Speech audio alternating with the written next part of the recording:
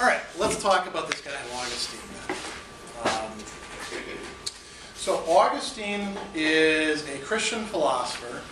We're now moving into the era of, oftentimes called the Age of Faith. We're leaving the ancient period and entering the medieval period. Augustine's kind of a cusp guy for that. He actually saw the fall of Rome. Not a very nice thing to happen. But that's kind of, the end of an era, isn't it? Cicero, Aristotle, Plato, all those guys are part of ancient Greek and Roman philosophy. Augustine is one of the fathers of early Christian philosophy. Were there other Christian philosophers and Jewish philosophers before him? Yeah, definitely. There's a lot of people that are called church fathers. There were these Hellenistic Jewish philosophers like Philo of Alexandria. But Augustine is the guy that we're going to focus on in part because he was very important in the development of Western thought. Now, let's talk first about this guy's method. There's a few things that should have jumped out at you or that you should remark upon. Let's think first. So he's a Christian, right? How does that play out for him? A lot of times when somebody's a Christian, when it comes to these deep, murky philosophical matters, how do they solve them for themselves or for other people? Yeah. Let's say based on their religious views. Yeah. And so what does that look like in if we translate that down to like the base level in how they interact with people? They've got their religious views. How do you know about them? Like how they view God, or like how they maybe like how they do certain things. Sure, that's the content that. So like when somebody talks about God, then they've got something to say, or about morality, or creation versus evolution, or things like that. But how do you actually know what their views are? How do they express them? Yeah. Like the Bible, whatever they get from reading. Yeah, a lot of Christians will work by what we call proof texting.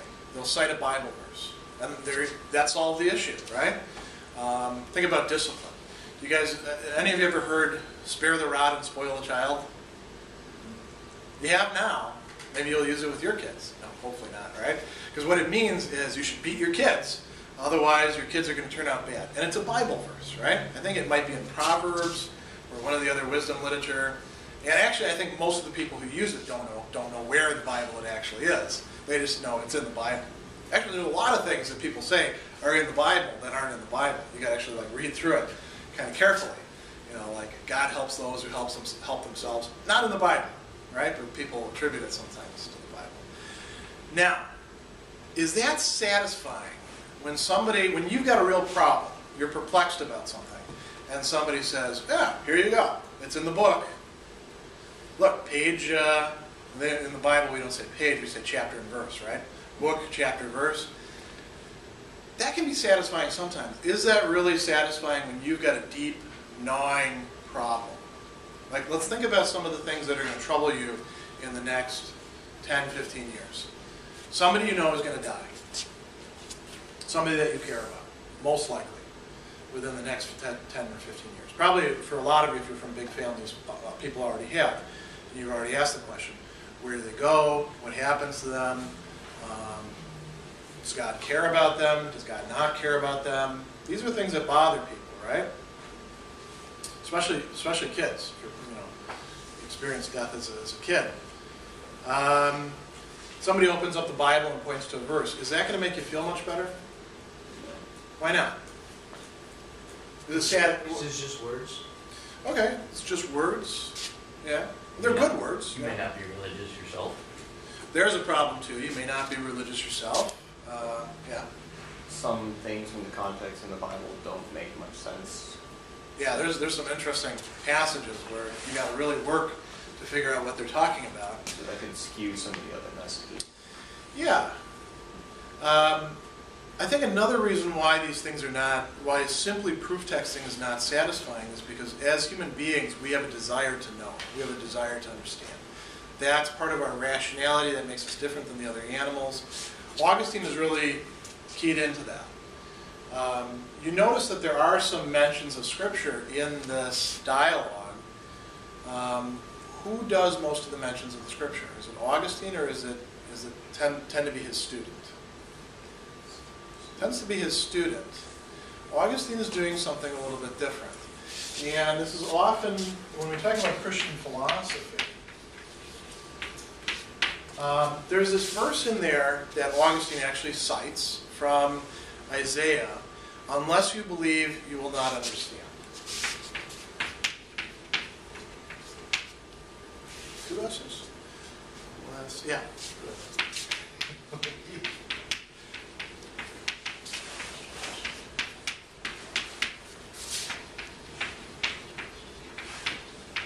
Now this is coming from Isaiah. I don't know chapter and verse because I'm not a chapter and verse guy. It's good enough for me to know what book it comes from. And chapter and verse are actually, a new innovation that came about when we started printing Bibles. Anyway. Now, what's going on here when he cites this? Does he cite this to shut his student up and to say, we're done talking about this issue? Or is this a starting point? Okay, if it's a starting point, what's it a starting point for? Let's think about, when he actually ends up saying this. It's fairly early on. Augustine says, and he's being kind of autobiographical here, he says, "You're inquiring into a problem which deeply interested me when I was quite a young man. It troubled me so much I was worn out and driven right into heresy." Augustine's a really interesting guy in his biography, with his confessions. "So low did I fall, and such was the mass of empty fables which overwhelmed me, that if God had not helped me because I longed to find the truth." So notice what's going on there. He's talking about himself as longing to find the truth, right? When we ask these deep philosophical questions, we're in the same condition as Augustine. We're longing to find the truth. We don't just want some pat answer. We don't just want our minds to be still. We want our minds to rest in something that we can actually rely on, that makes some sense to us. That's what we do, not just in philosophy, but we do it in all of our other disciplines as well. So he says, "I could not have escaped or recovered the primary freedom of search. As I made great efforts to solve this problem, I'll explain it to you on the way I finally worked it out, or in the way I finally worked it out. God will help us and make us understand what we believe. We can be sure that we're treading in the path pointed out by the prophet who says, unless you believe, you will not understand." So notice what he's doing. He's not saying, well, the prophet said this, so therefore we're done with thinking about it. He says, we can use this as a model. This shows us the way to approach things. It doesn't actually solve any problems for us. It shows us that we're on the right track. And it's quickly going to be reversed for Augustine. Here we see, first you have to believe, and then you'll understand. But what is Augustine really interested in? Is he really interested in somebody believing, or is he interested in this? He's interested in understanding. And once you actually have some beliefs, that's nice. And if you've got the right beliefs, you're on the right track. Sort of like, remember with Plato, with right opinion and knowledge? That's right opinion if you've actually got the right beliefs. That's knowledge. That's being able to give a rational account. The Christian philosopher doesn't just want to believe. They want to be able to give reasons for what it is that they believe. And then if they find out that the stuff that they believe doesn't actually make sense, there's got to be something wrong with the way they made sense of those passages or beliefs. They have to work at it. There's an effort given here to work of human rationality. You don't turn your mind off if you're doing the kind of philosophy that Augustine is doing. You don't just quote the Bible and be done with things. Quoting the Bible sometimes just makes things even more murky, because everything that gets quoted, and you say, "Well, I believe this." Do you understand it yet? You have to be able to explain. Well, what does this actually mean? How does this? Well, you talk about some Bible verses don't necessarily make sense with other Bible verses. That's a problem, and the Christian philosopher wants to make sense out of that, and that's part of what Augustine is doing. Notice he doesn't begin this whole thing with starting with a scripture quote and saying, what does this verse mean? That would be doing theology. Instead, what does he begin with? He begins with a question. Is God responsible for evil? And we're going to come back to that in just a second. There's another thing that I want to point out about his method. He's got this guy that he's working with, a student, right? Evodius. And over and over again, you see this common pattern taking place. There'll be some sort of problem. And then there's a solution. That's sort of building blocks of what's going on in the dialogue, right? Is God responsible for evil? No, it turns out God's not responsible for evil. But then that raises other problems, doesn't it? Wait a second, if you're saying this, then aren't you also committed to this? But that doesn't make sense either. Well, then you got to find a solution to that, and that might itself raise further problems. Right? This is not something where you reach a point in the dialogue, except at the very end of these 3 books, where they say, oh, okay, now it all fits together. It's a process. And it's a process with a lot of stopping points. Notice that Evodius, one of the other issues that they're going to talk about is what makes actions good or bad, right? You got that from the reading, right? What makes an action good or bad? And Evodius suggests all sorts of solutions to it, and Augustine will say, yeah, okay, but then what about this? Now there's a new problem. And they're honing in on things. You guys do things like this in other venues. When you don't quite know you don't quite even fully understand the problem that you're working with, but the more that you work at it, the more clear it gets. And you come up with part of the solution, and yeah, okay, this part at least has to be fairly reliable. But now let's see if we can find the part over here that fits into it. Or think about, here's a different metaphor for you. How many of you guys have done puzzles in your life? Like jigsaw puzzles? What's the first thing you do? Corners, or border. Well, you're right. You find the corner pieces first, right? And then borders, and then what? How do you do things after that? Trial and error. No, there's other things besides just trying pieces out at random. You'll never solve a 1,000-piece jigsaw puzzle that way. Well, Yeah. like look at color and different shapes. Yeah, you actually look at the box too sometimes. Oh, there's supposed to be a bear there, so this brown stuff must be the bear's head, and this lighter brown must be his belly, or and then the balloons that he's holding. Okay, here's a red one and a green one. You start looking for patterns. You start looking for connections, and gradually you can actually build the whole thing out. Did you have somebody else in there? Yeah, I was just going to say the same thing. Colors? Colors and patterns. Yeah, I wonder if there's other ways in which people do this. Maybe there's professional jigsaw puzzle solvers who have some other technique. I don't know. All I know about is with this, Augustine is going to be using concepts the same way. And we're probing deeper and deeper and deeper. And here's where another thing to think about. What are we probing deeper and deeper and deeper into? Really 2 things. One is the human being. And how are we doing this? What faculty are we using to figure this out? Not our senses, right? Again, how are we different from the animals? Rationality. Yeah. So the human being is using rationality,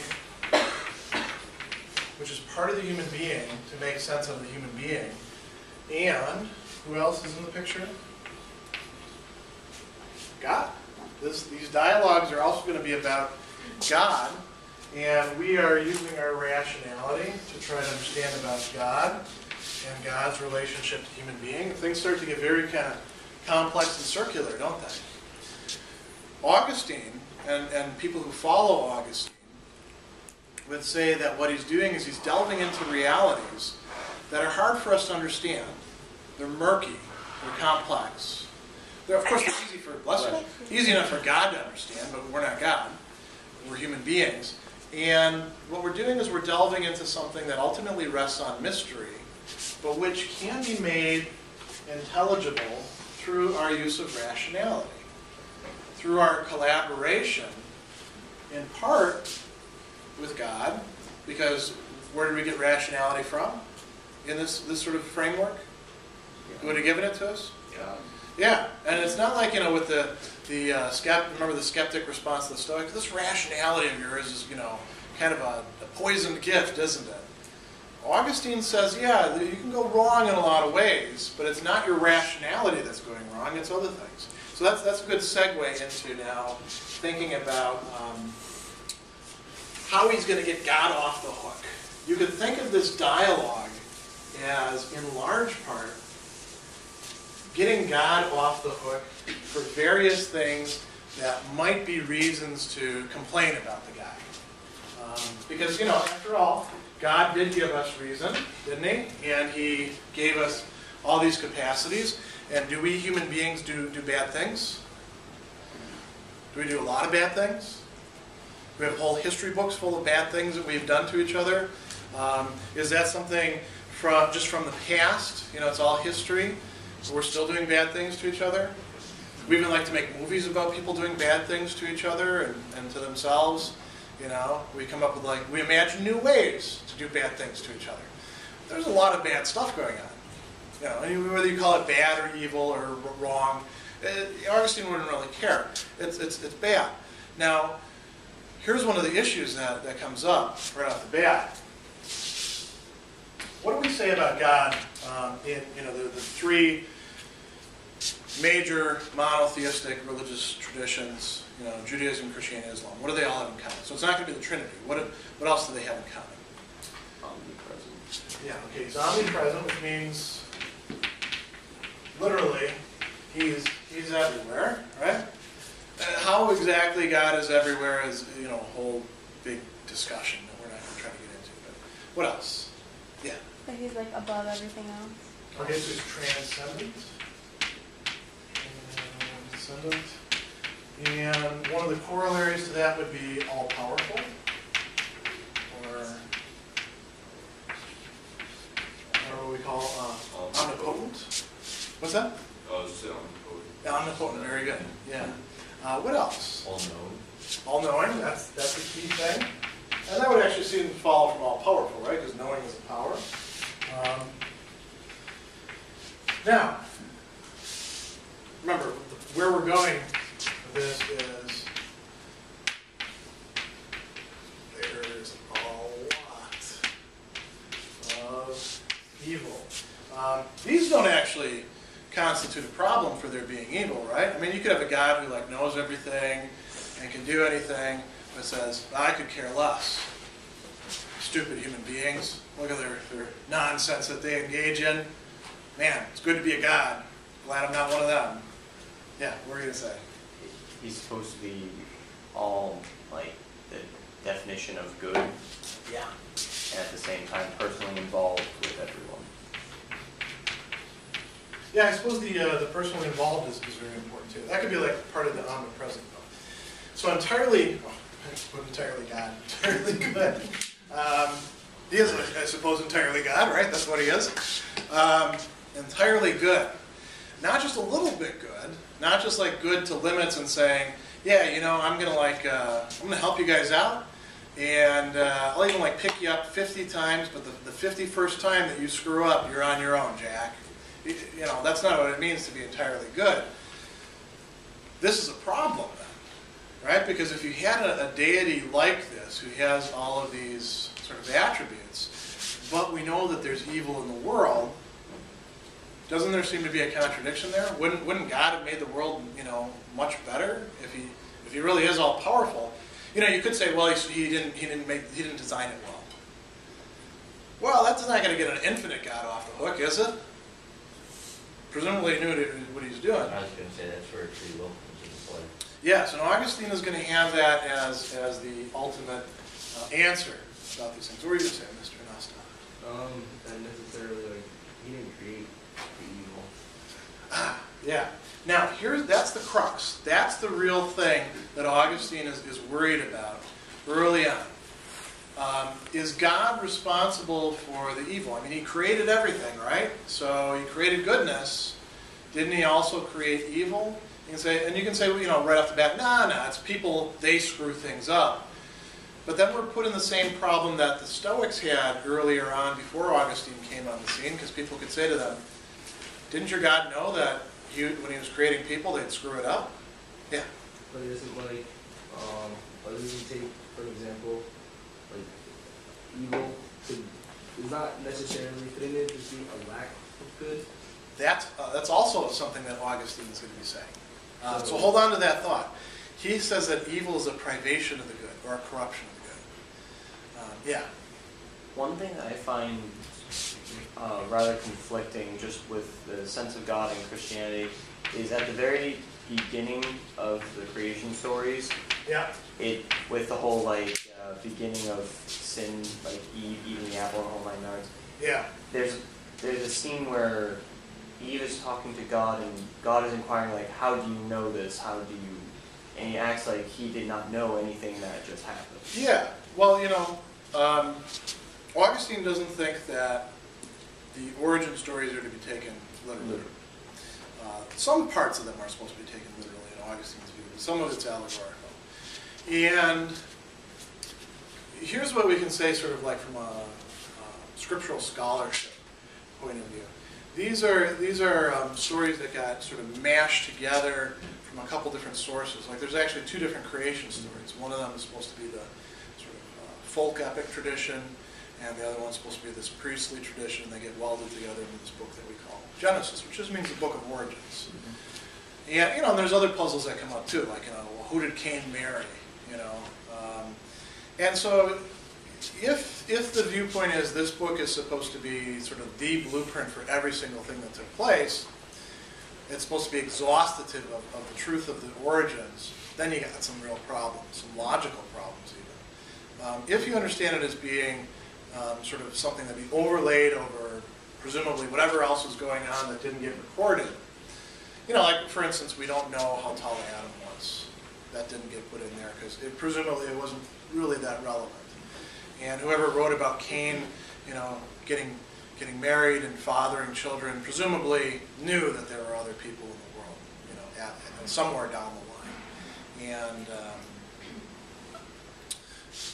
Augustine's not worried, at least at this point, about those sort of puzzles. He's worried more about something that actually faces us, even if we took Adam and Eve out of the picture. The question of where this came from, this would still be a problem for us. How do we get evil? And one option is to say, well, it's those human beings. They're the ones who make the trouble. But then you got to explain. You got to do a bit more of explanation about, well, God created the human beings. Why didn't He make them better? One sec. And you also have to explain, well, how do human beings do the wrong thing? And that's what we're going to focus on the most today. Yeah. Well, I was going to say, since we are part of the animal kingdom, human beings can be predator and prey. Okay. You're actually onto something that, again, Augustine is going to talk about, because where we're going to go wrong ultimately has something to do with our animal nature. And it actually does have something to do with evil as privation as well. So let's sort of walk ourselves through his conversation with Evodius. And I'm going to have to leave out a few issues that come up along the way, like the distinction between eternal and temporal. Thank you very much. I was going to say finite, but I knew that wasn't right. Temporal law, and this stuff about is it okay to kill people sometimes. Let's just sort of plow along through Evodius's puzzle. So,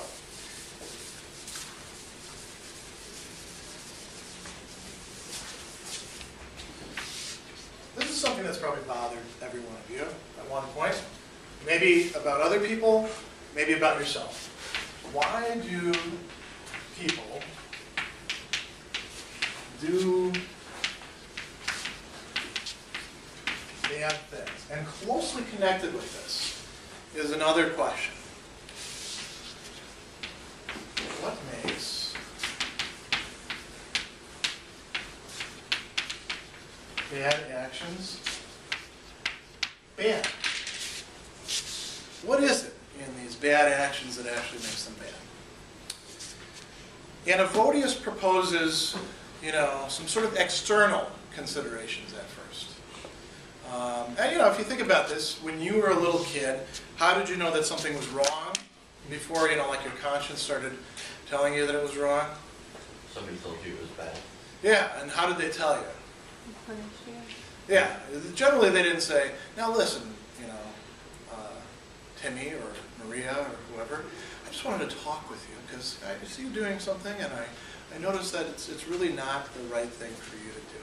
That's not the way parents talk, is it? Sometimes they actually talk with a good, smack.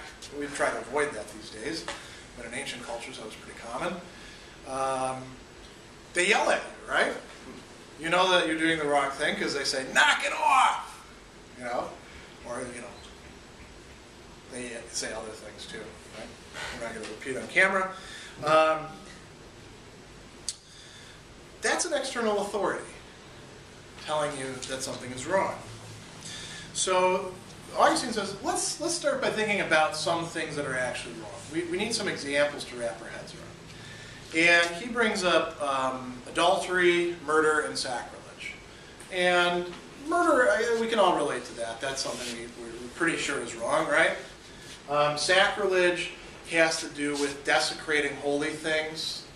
Maybe some of us would have a harder time relating to that, but if there's something that you consider holy, you probably can understand the ancient sort of attitude towards that. It was something terrible to do. Adultery, in the society that we live in currently, I would say that the prohibitions about that have become very weak.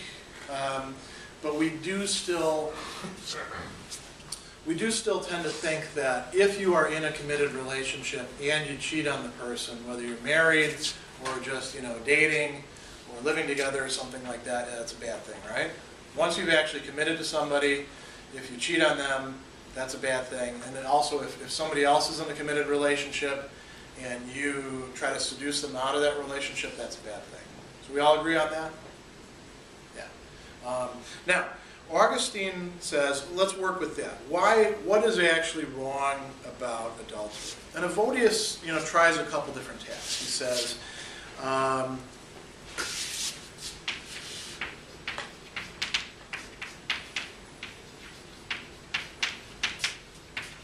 well, it's illegal. The law tells us that it's wrong. And, okay, there's something to that. That's sort of like, the kid being yelled at by the parent saying, knock it off, and then punishing. No dessert for you. Go sit in the corner. Time out. Whatever it was that they did to punish you. We had this stool that we had to sit on when we weren't getting hit. And the hitting was sometimes preferable to this. We had a stool that we had to sit on facing the wall for 15 minutes. And if you asked how much time had passed, the 15 minutes started again. So you might sit there for a couple hours. That burned things into your head. Don't do this anymore. That doesn't really tell you why it's wrong, does it? And the fact that somebody passed a law about something doesn't tell you that it's wrong. So if you always try something else, he says, what if you use the golden rule? If you don't want other people to do that sort of thing to you, if you don't like when other people treat you that way, then you shouldn't treat them that way. That's going to work for a lot of things, right? You wouldn't like if I came in here and knocked your books off your desk. So none of you should come and knock my stuff off my desk. That'd be a wrong thing for us to do, right? But what if I was into knocking things off desks so much that I said, hey, I'll let you knock my stuff off because I'm going to knock your stuff off. Would it be okay for me to do that? Would that be? What if you actually said, "Yeah, I'm into that too. That's my thing. We can all do the same thing together." Would there still be something wrong with that? We might say less wrong, but Something odd about it. what's that? Maybe something odd about it. Yeah, well, here's maybe where our sensibilities might differ. Augustine actually uses this to talk about swingers. People who swap spouses. And this has been going on throughout all of history, by the way. St. Anselm actually had to write a letter to the King of Ireland saying, you got to knock that off. You claim to be a Christian country, but you guys swap spouses like people swapping horses. That's not what you're supposed to be doing. Augustine says, somebody who, says, you can sleep with my spouse, so long as I get to sleep with your spouse, they are still committing adultery. They are still doing something, in his view, wrong. So if it's not just that you don't like what somebody's doing, if it's not just, the person wronged doesn't like it, there's got to be some deeper reason that makes things wrong.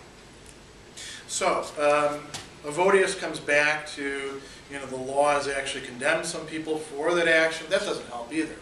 So let's think again about cheating, sexual cheating, all right? Maybe it's not some external authority, like the law, or some general principle. Maybe the moral quality has to do with the person themselves, the state that they're in. Why do people cheat in relationships? Yeah. Fall out of love. What's that? They fall out of love. They fall out of love. Okay, that's not enough to actually get you in bed with somebody else. Yeah. They pursue lust instead of love. They want to have sex. They have a desire. They have what Augustine is calling passion. So here's another possible suggestion. Passion meaning desire. It's the desire that's actually wrong in cheating. And Augustine actually says, hey, even if you don't manage to bring it off, if you want to cheat, that's bad too. That's sort of like cheating in your head. We often talk about the difference between a sexual affair and an emotional affair. I guess that would be along the lines of what he's describing. What does he mean by passion? So, passion means desire, and desire is for some good thing. Fear is also related to this, and he says, is fear the same thing as passion? Not exactly. But what's going on when you actually have fear about something? When you're afraid. You're afraid about losing some good that you have. You're afraid about suffering, or about not being able to hold on to something, or not succeeding, right? And really, fear has to do with desire. And one of our primary desires is to live without fear.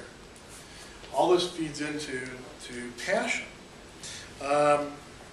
Now, what are the sort of things that we do desire?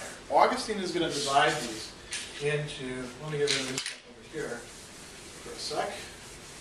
Augustine is going to divide these into several different categories. And it's not along the lines that we might think of. There are things which we can lose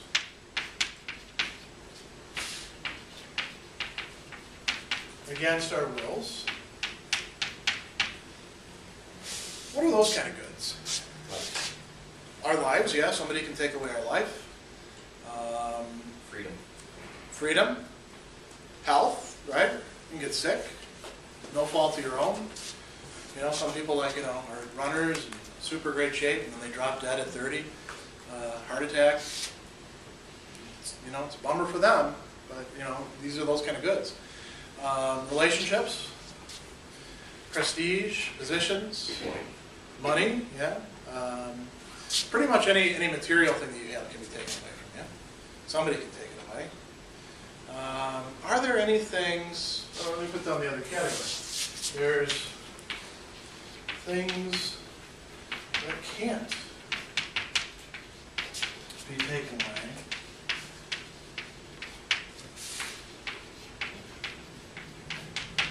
Against our will. Is there anything that you have that can't be taken away from you? It's not your life. Yeah. Your will, your free will. Yeah, and that's something that he's going to lead us towards. We have a faculty of will that is so powerful that once it's in the right state, nothing can take that away except for the will itself. And you might say, well, why does anybody make a bad decision then? Well, we'll get to that in a second. Are there any other things that would be in that category? Things that can't be taken away from you? Your own thoughts. I suppose, yeah, in a certain respect, although we could brainwash you, maybe. Yeah. As is a knowledge that they can brainwash you. Yeah, Augustine is kind of, I think we would probably say that some of our thought and knowledge could be taken away. You're right, though. Augustine tends to think of the soul as like having these things sort of indelibly on it until it gets rid of them. Yeah. Dignity. Now, that's actually getting very close to what we were talking about in terms of the will, dignity. When we talk about dignity, what do we mean? We mean some sort of uprightness and self-esteem, being able to take some joy or see some goodness in not just yourself, like looking at your body, or even necessarily the knowledge that you possess, but in what you've chosen, in the kind of person that you are. Now, we can love and desire either one of these things. And Augustine early on is going to say, well, when we go wrong, it's because we're loving these things. We're not loving the things that are more permanent. Is that it, though? I mean, is it really bad automatically to desire money or desire friends? Yeah. It is when you're willing to exchange anything else to maintain those desires. Yes, that's the key thing. For Augustine, all of this has to do with how we order goods. Not just what we love, but when we get down to the level of how do we arrange them? What do we put at the top?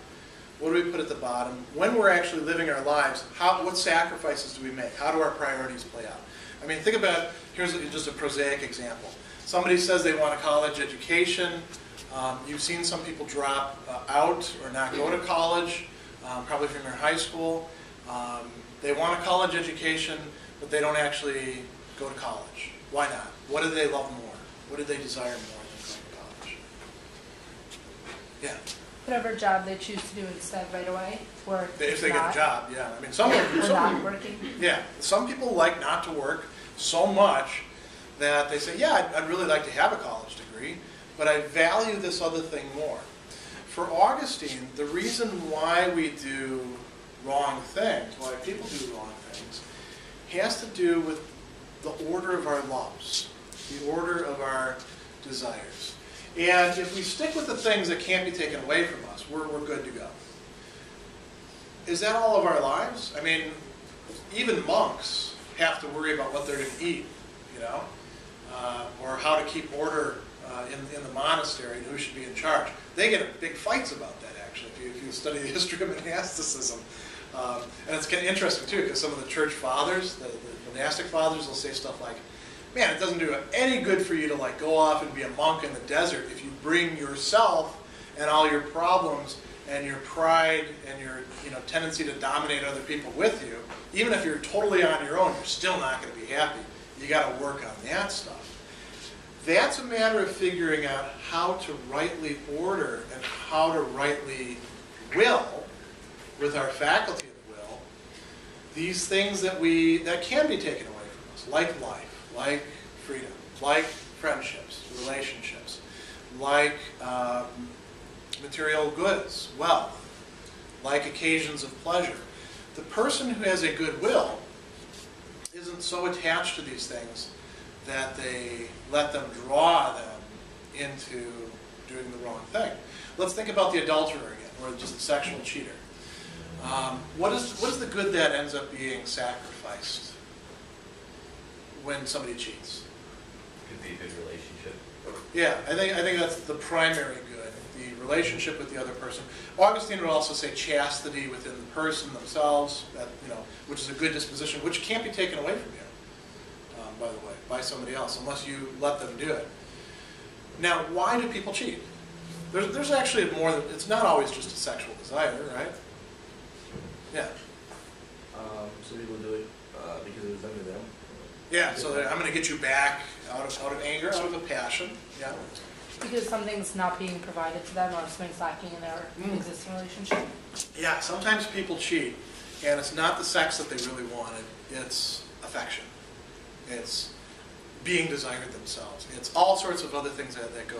These are the components of midlife crises, right? Which you guys will think about more later down the line.